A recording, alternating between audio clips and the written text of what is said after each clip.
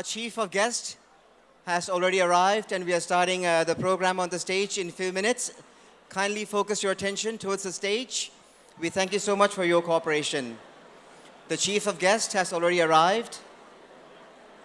and we are about to begin the ceremonial part of the evening.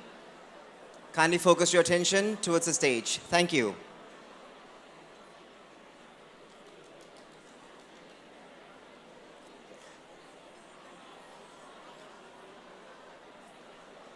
Your Excellency, Minister of Culture, Mr. Sermsak Pongpanit, Your Excellency, Ambassador Nagesh Singh, Excellencies, distinguished guests, ladies and gentlemen, welcome to the 75th Republic Day celebration. My name is Varin. Very honored to be chosen as the MC for this beautiful evening as a Thai of Indian descent. First and foremost, I would like for all of us to give a big round of applause to our Chief of Guests, who will be escorted by the Ambassador to the stage. Please.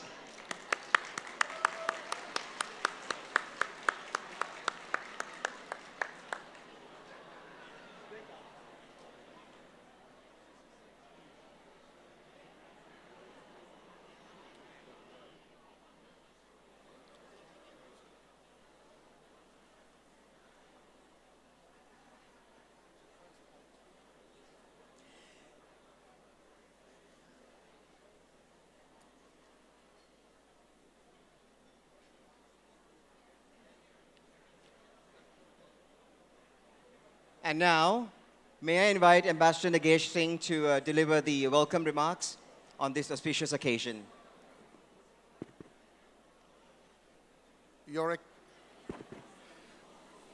Excellency, Sermsak Pongpanit, Minister of Culture, the Deputy Minister for Foreign Affairs, various Vice Ministers who are from Ministry of Foreign Affairs, Ministry of Defense, etc., my fellow ambassadors, other dignitaries, the Deputy Speaker of the House of Representatives. There are so many dignitaries here that it will be difficult for me to enumerate all the names. But let me also say, Excellencies, distinguished guests, ladies and gentlemen, Namaskar and Swadikap.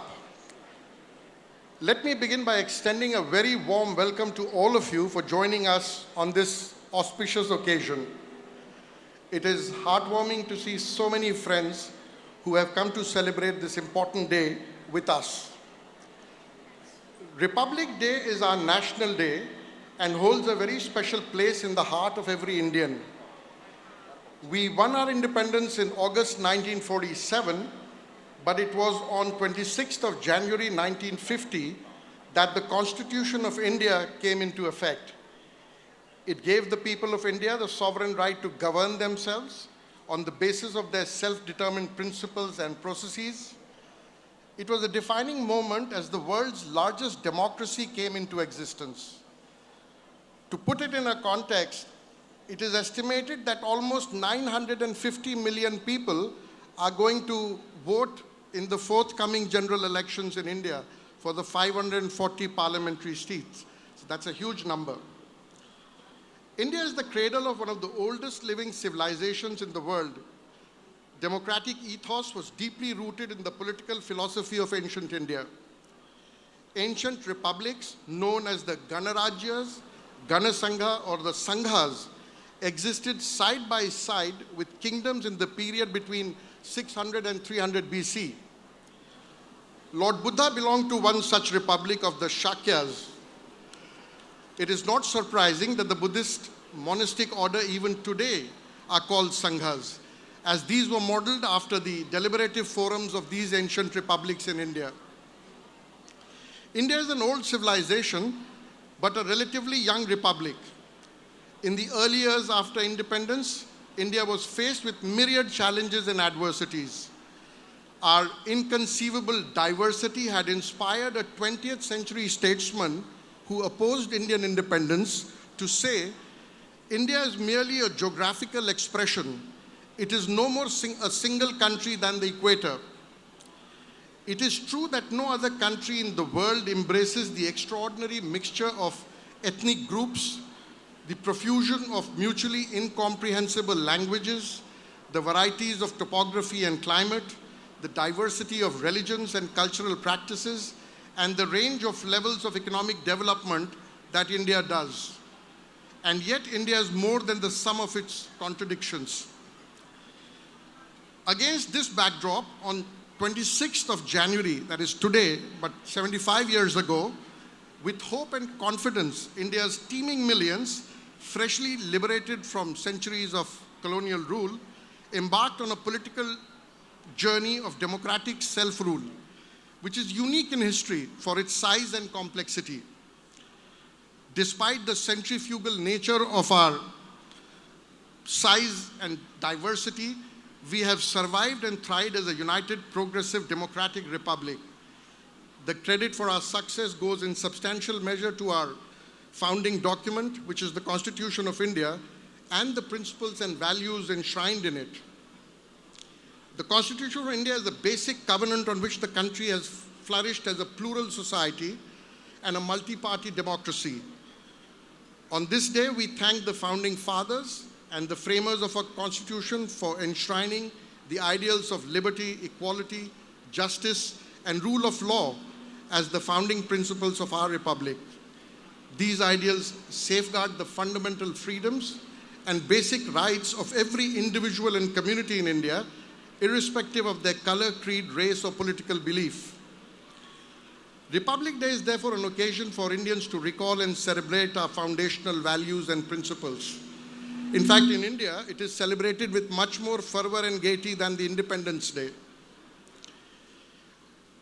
Democracy implies diversity of culture, beliefs, and practices. Celebrating diversity implies equality, which is upheld by justice. Freedom is what makes it all possible. The totality of these beliefs and principles is what makes us Indians. Today, India has emerged as the fastest growing large economy in the world and is making steady progress towards becoming the third largest by the end of this decade.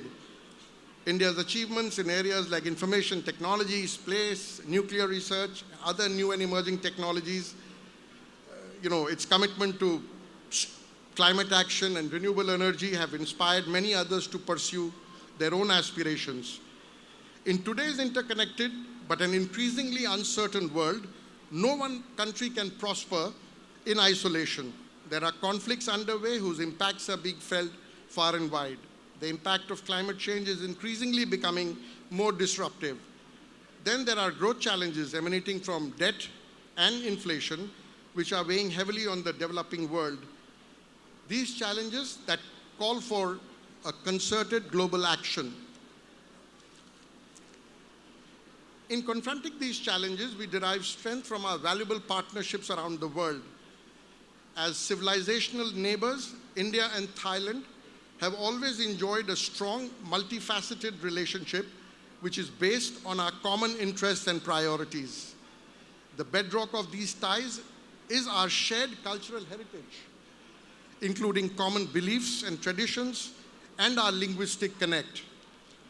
Since time immemorial, continuous exchange of goods, ideas, and people between our two lands have molded and enriched our respective cultures and societies.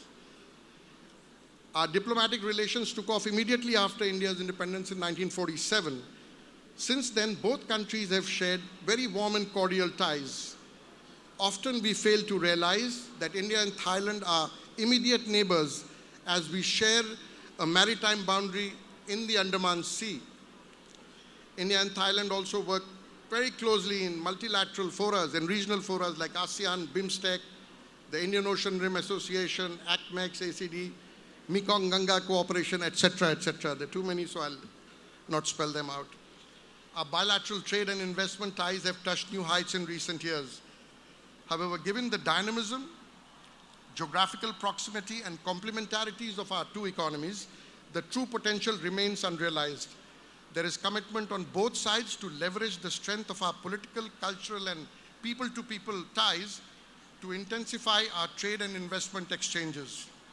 Boosting connectivity in all its dimensions remains a shared priority. The large and vibrant Indian diaspora living in Thailand acts as a living bridge, strengthening our ties through their endeavors and contributions in business, politics, education, and culture. A large number of them are present here today, And I want to, on behalf of the government and the Indian people, thank the Indian diaspora, which is, like I say, a living bridge between our two great countries. Thailand's soft power has captured the imagination of people of India, especially the younger generation. Last year, around 1.6 million Indians traveled to Thailand for tourism. For people of Thailand, India is a destination for pilgrimage of a lifetime for visiting the holy shrines associated with Lord Buddha and also the Hindu pilgrimage sites. Since my arrival in Thailand about 14 months ago, I have been fascinated by the cultural and historical connections between our two countries. The timeless epic of Ramayana is narrated as Ramakien in Thailand and continues to captivate our soul. Later this evening, shortly in fact, we will see a short presentation of fusion Ramayana and Ramakien. And I can go on talking about our cultural connect, but I know people are already looking troubled with my verbosity, so I'll try and cut off my speech very quickly. As India and Thailand both pursue their path to usher a better and a more prosperous future for their peoples, a broader and deeper partnership between the two countries is not just an imperative, but inevitable. We Indians are most optimistic about India and also about the prospects of our relationship with Thailand. As we move forward towards attaining these goals for our partnership, I thank everyone present here and convey our deepest gratitude for your friendship, support, and encouragement. We look forward to working together with all of us for building a more strategic partnership between India and Thailand, the region, and beyond. I also want to thank the Honorable Minister for Culture for being a pillar of Indo-Thai friendship and relationship. Friends, I also want to share something that just before our program started, the Honorable Prime Minister of Thailand, in his generosity and magnanimity, came across for 15 minutes to wish us on our 75th Republic Day. So I want to use this podium to thank him for his generous gesture, and knowing that the Prime Minister has a very busy schedule,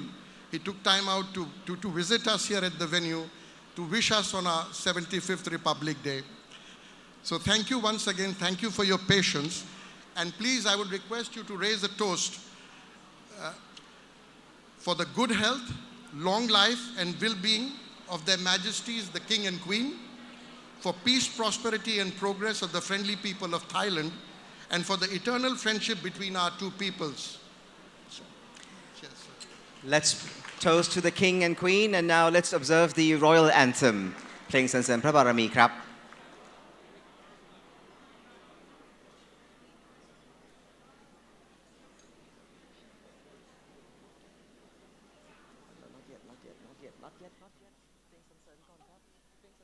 พระท่านนาเคสซิงห์ท่านเอกอัครทูตสหรัฐอินเดียประจำประเทศไทยท่านเอกอัครทูตอีกหลายๆประเทศ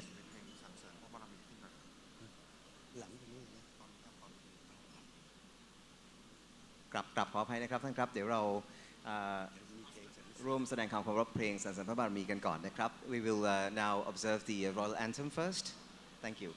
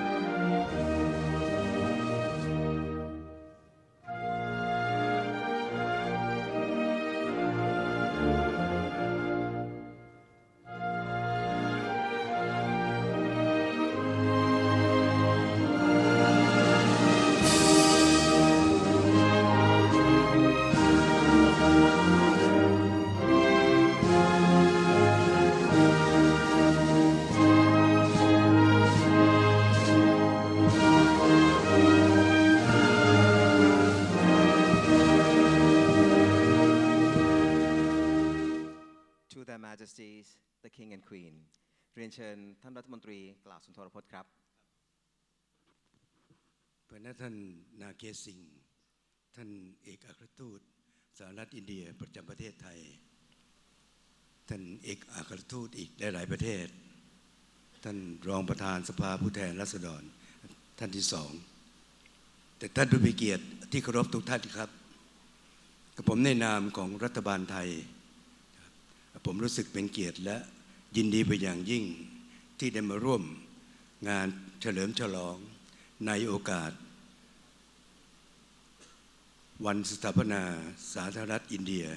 ในครั้งนี้โดยนอกจากจะเป็นการครบรอบ75ปีของประวัติศาสตร์หน้าสำคัญของอินเดียแล้วยังเป็นปีที่77ของการสถาปนาความสัมพันธ์ทางการทูตไทยอินเดียซึ่งแสดงเห็นถึงความสัมพันธ์อันแน่นแฟ้นระหว่างเราสองประเทศตลอดระยะเวลาที่ผ่านมาไทยและอินเดียมีความสัมพันธ์ใกล้ชิดและมีความเชื่อมโยงทางด้านวัฒนธรรมและศาสนามาอย่างยาวนานที่ผ่านมาไทยให้ความสำคัญต่อการส่งเสริมความร่วมมือกับอินเดียในทุกๆมิติโดยเฉพาะด้านการค้าและการลงทุนรวมถึงการแลกเปลี่ยนระดับประชาชนในมิติทางเศรษฐกิจนั้นผมรู้สึกยินดีเป็นอย่างยิ่งที่ได้เห็นความร่วมมือทางเศรษฐกิจระหว่างรัฐบาลไทยและอินเดียเติบโตอย่างต่อเนื่องจากการขยายตัวของการค้าทวิภาคีที่ทั้งสองประเทศตั้งเป้าหมายร่วมกันที่จะเพิ่มพูนมูลค่าทางการค้าทวิภาคีเป็น2 เท่าหรือกว่า 35,000 ล้านดอลลาร์สหรัฐอเมริกาภายในปี 2570 และเพื่อที่จะบรรลุเป้าหมายนี้ประเทศไทยมุ่งมั่นที่จะกระชับความสัมพันธ์ทางเศรษฐกิจกับอินเดียและเพิ่มมูลค่าการค้าและการลงทุนระหว่างกัน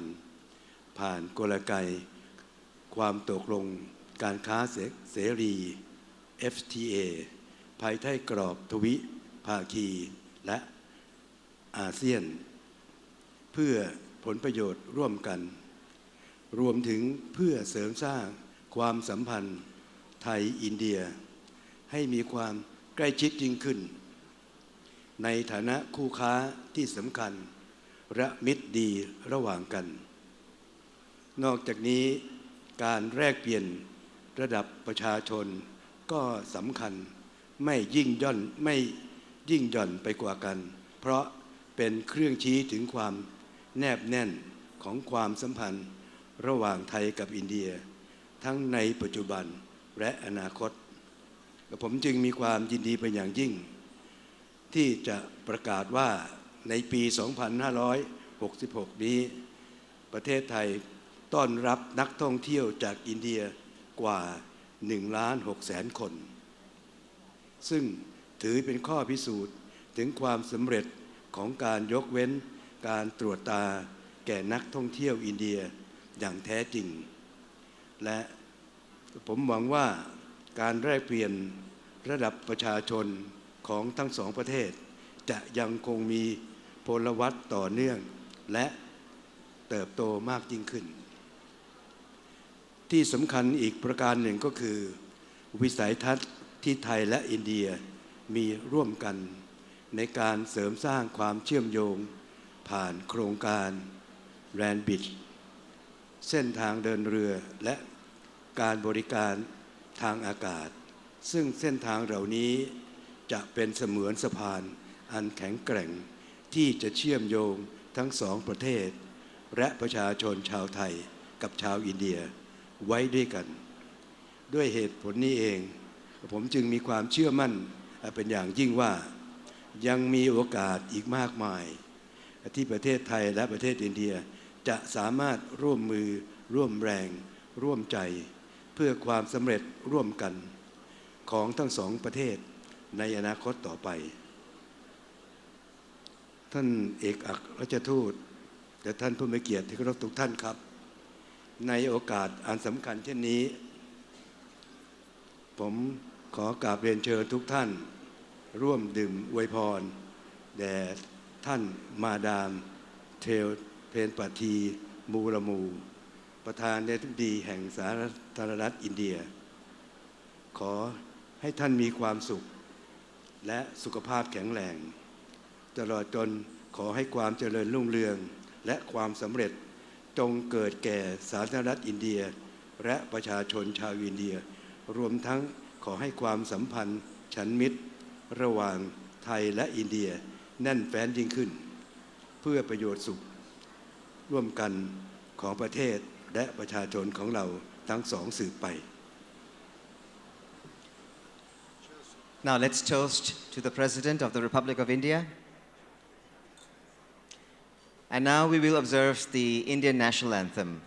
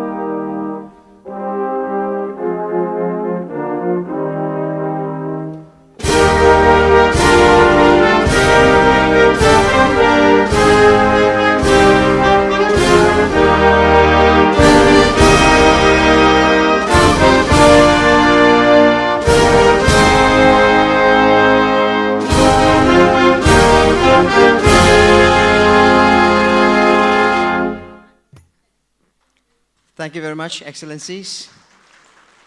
กราบขอบพระคุณท่านรัฐมนตรีเสริมศักดิ์พงษ์พาณิชย์นะครับและท่านทูตอินเดียนเกชซิงห์ครับ And now to the highlights of the evening. As Ambassador has mentioned that Thailand and India we share this epic. In India it's called Ramayana, but in Thai it's Ramakian. It depicts a story of Lord Ram or Praram in Thai.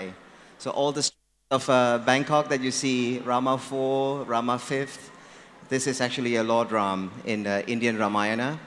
So this is the story about the devotion, about the sacrifice, about the victory of good over evil, which are the common values that we share between the Kingdom of Thailand and India. And this performance will be depicted in two art forms. One is Bharatnatyam from India, and the other one is Khon from Thailand. And it will be performed by Ekalak Nungan, along with a group of students from the Faculty of Music and Drama, Bandit Pathanasin Institute. Please give them a big round of applause.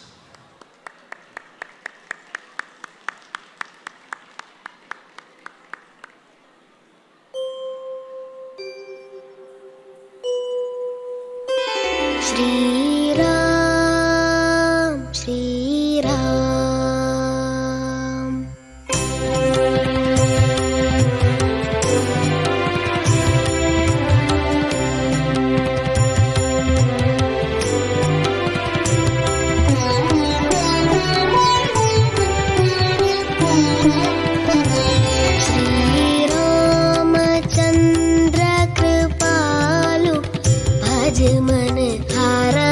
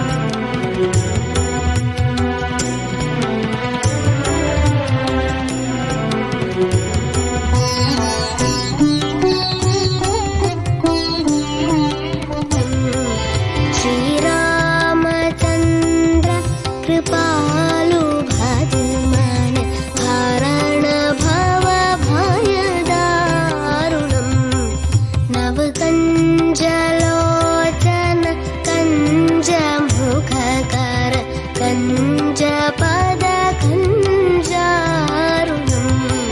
Shriram Shriram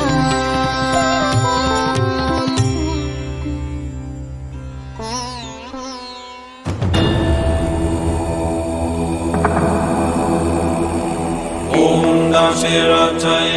Vidmahe Sita Vanamaya Dhimahe Tanno Rama Prachodaya Tanno Rama Prachodaya Om Nam Srettha Vidmahe Sita Vanamaya Dhimahe Tanno Rama Prachodaya Tanno Rama Prachodaya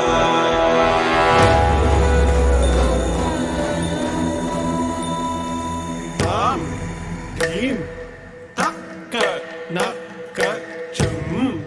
Dim Takka Nakka Jum Takka Nakka Jum Nakka Jum Dim Takka Ta Di Takka Nakka Jum Di Takka Nakka Jum Takka Nakka Jum Nakka Jum Dim Takka Ta Di Takka Nakka Jum Di Takka Nakka Jum Takka Nakka Jum Nakka Jum Dim Takka Ta Di Takka Nakka Jum Di Takka Nakka Jum Takka Nakka Jum Nakka Jum Dim Takka Ta Di Takka Nakka Jum Di Takka Nakka Jum Takka Nakka Jum Nakka Jum Dim Takka Ta Ta Kita Ta Kita Tom Ta Ta Kita Ta Kita Te Ta Ta Kita Ta Kita Ta Ta Ta Kita Ta Kita Ta Ta Ta Ti Kita Tom Ta Ka Kru Tom Ta Ta Kita Ta Kita Ta Ta Ta Kita Ta Kita Ta Ta Ta Ti Kita Tom Ta Ka Kru Tom Ta Ta Kita Ta Kita Ta Ta Ta Kita Ta Kita Ta Ta Ta Ti Kita Tom Ta Ka Kru Tom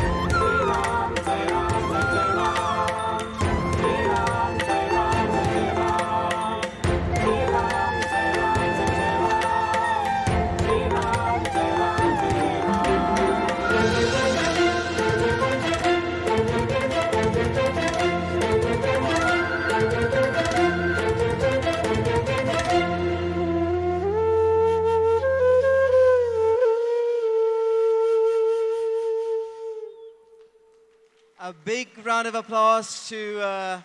Ekalak Nungan and the students from Bandit Pathanasin Institute. Thais and Indians, we are familiar with the Ramayana and Ramakian, but for our international guests, this is a short story of how Sita was abducted from the forest and was rescued by the help of Hanuman from Lanka and help of Lakshman, and they returned to Ayodhya. So now this is a good reason for us to visit Ayodhya in Uttar Pradesh. They just had the